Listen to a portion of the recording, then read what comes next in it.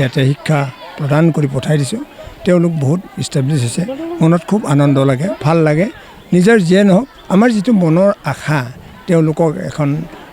জীৱনটো তেওঁলোকক উন্নতি কৰাৰ কাৰণে সেইটোতো আমাৰ শিক্ষকবিলাকৰ উন্নতি হোৱা দেখিলে খুব ভাল লাগে নাই এই বিষয়ে মই আগৰ যিটো সাক্ষাৎ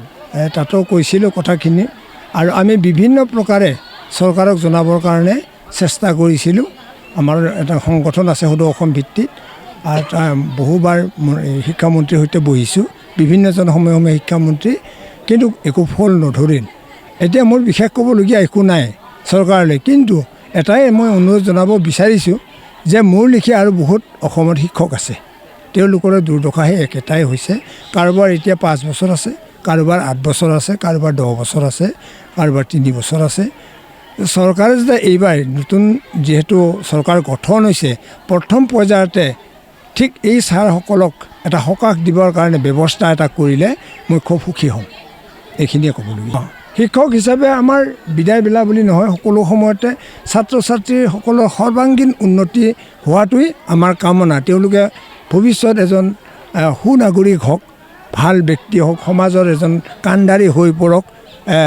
সমাজখনক শান্তি প্ৰতিষ্ঠা কৰাৰ কাৰণে আগভাগ লওক এইটো মোৰ আশা থাকিব চাওক এই ক্ষেত্ৰত এইটোৱেই আমাৰ মানুহ জীৱনটো হৈছে আশাবাদী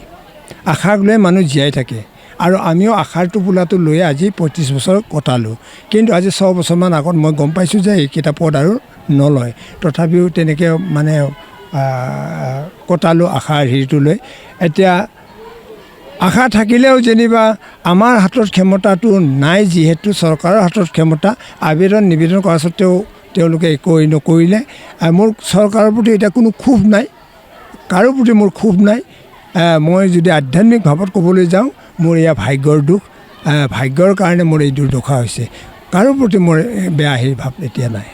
তেওঁলোক এতিয়া মই এই অঞ্চলটোত বিশেষকৈ সৰুৰ পৰা ডাঙৰ হোৱা হিচাপে বা অনুষ্ঠান প্ৰতিষ্ঠান অকল এয়ে নহয় বিভিন্ন অনুষ্ঠানৰ লগত আমি জড়িত হৈ আছোঁ সেই হিচাপৰ পৰা এইটোৱেই মানে আমাৰ এই অঞ্চলৰ মানুহখিনি বহুত সহজ সৰল বহুত ভাল মানুহ বিভিন্ন ক্ষেত্ৰত গোটেইখিনি কৰে মোৰ তেওঁলোকৰ কাৰণে এইটোৱেই ক'ব মানে যে সকলো সামাজিক কামত যাতে সকলোৱে জনকল্যাণমূলক কামত আগবাঢ়ি আহে তাৰ কাৰণে তেওঁলোকক মই অনুৰোধ জনাওঁ